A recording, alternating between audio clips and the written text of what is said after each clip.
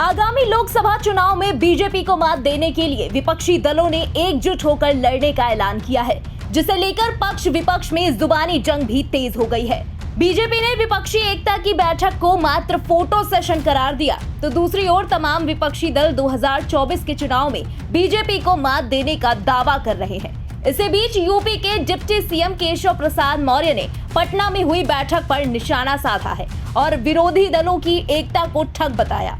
मौर्य ने कहा कि जिन दलों ने इमरजेंसी में कांग्रेस के खिलाफ लड़ाई लड़ी, वही दल आज कांग्रेस के आगे नतमस्तक है। मीडिया से बात करते हुए केशव प्रसाद ने कहा कि विपक्ष को स्वार्थी और ठग बंधन कहना बिल्कुल सही है। ये दल देश की जनता और विकास के लिए काम नहीं करना चाहते, बस अफवाहें और अन्य हवाई दावों के साथ चुनाव जीतना चाहते हैं। इस दौरान उन्होंने परिवारवाद को लेकर भी निशाना साधा। माननीय प्रधानमंत्री जी ने मेरा बूथ सबसे मजबूत अर्थात बूथ जीता तो चुनाव जीता, इस कार्यक्रम को संबोधित करते हुए विशेष तौर से जो कांग्रेस की अगुवाई में विपक्ष का स्वार्थी गठबंधन कहूँ, ठगबंधन कहूँ, जो भी इनके लिए शब्द प्रयोग किया जाएगा, मैं समझता हूँ कि वह हर शब्द इनके लिए उपयुक्त बैठेगा।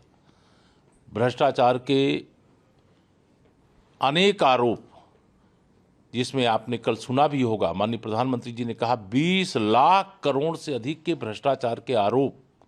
यह सारे भ्रष्टाचारी कोई देश के लिए नहीं, देश के गरीबों के लिए नहीं, देश के किसानों के लिए नहीं, देश के युवाओं के लिए नहीं, देश की महिलाओं के लिए नहीं, देश की सुरक्षा के लिए नहीं, देश की अर्थव्यवस्था को नंबर 1 बनाने के लिए नहीं। इनका एक ही गठबंधन का लक्ष्य है कि किसी भी तरीके से दुष्प्रचार करो, किसी भी प्रकार से लोगों के बीच में अफवाह फैलाओ और 2024 में कुछ सफलता का रास्ता मिल जाए। लेकिन यह भ्रष्टाचार करने वाले जो दल हैं, जी किसी के बेटी का हित है तो किसी के बेटे का हित है। कोई चाहे वो महाराष्ट्र वाला हो, चाहे उत्तर प्रदेश वाला हो, चाहे बिहार वाला हो, चाहे तेलंगाना वाला हो, मतलब चाहे दिल्ली वाला हो, मतलब देश के कोई ऐसे राज्य नहीं है जिन राज्यों के लोग इस गठबंधन के हिस्सा बनने के लिए वहां पर गए हैं और उनके ऊपर आरोप न लगा हो। डिप्टी सीएम यही नहीं रुके, उन्होंने आगे कहा कि विपक्षी दलों की सोच है कि वो भ्रष्टाचार को गठबंधन करके बचा लेंगे, लेकिन उनको नहीं पता कि पीएम मोदी ईमानदार प्रधानमंत्री हैं, जो ईमानदार हिंदुस्तान का निर्माण करना चाहते हैं और बेईमानों के खिलाफ कार्रवाई को आगे बढ़ाना चाहते हैं। बीजेपी की भ्रष्टाचार की लड़ाई को पूरे देश का समर्थन प्राप्त है। मौर्य ने कहा कि जिन दलों ने इमरजेंसी में कांग्रेस के खिलाफ लड़ाई लड़ी, वही आज कांग्रेस के आगे नतमस्तक हो रहे हैं। ये पटना से शिमला जाएं या फिर शिमला से जम्मू कश्मीर जाएं और वहां से पश्चिम बंगाल चले जाएं, इनको कुछ हासिल होने वाला नहीं है। दावा किया कि 2014, 2019 और इसके बाद 2024 में बीजेपी ऐतिहासिक जीत दर्ज करेगी। वह सोचते हैं कि हम भ्रष्टाचार को गठबंधन करके बचा लेंगे, छिपा लेंगे।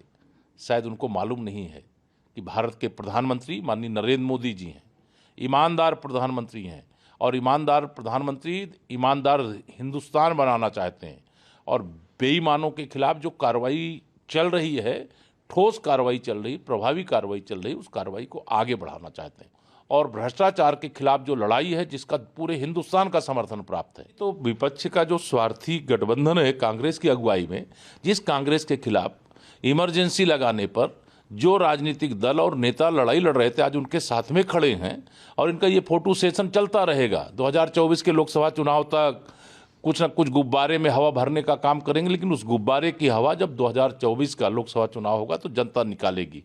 पटना से ये शिमला जाएं, शिमला से ये जम्मू कश्मीर जाएं, जम्मू कश्मीर से ये पश्चिम बंगाल जाएं या पश्चिम बंगाल से फिर कहीं ऐसे राज्य में जाएं जहां भाजपा की सरकार नहीं है, लेकिन इससे इनको कुछ हासिल होने वाला नहीं है, क्योंकि 2024 जनता ने माननीय नरेंद्र मोदी जी के नाम कर दिया है। भ्रष्टाचार के खिलाफ एकजुट होकर के पूरा देश खड़ा हो गया है और उसके खिलाफ जो कार्रवाई हो रही है उसका समर्थन होगा। बहरहाल लोकसभा चुनाव में लगभग अब 1 साल का वक्त बाकी है, लेकिन राजनीतिक दलों द्वारा बयानबाजी का दौर शुरू हो चुका है। अब आने वाले दिनों में आगे क्या कुछ होता है, ये तो देखने वाली बात होगी।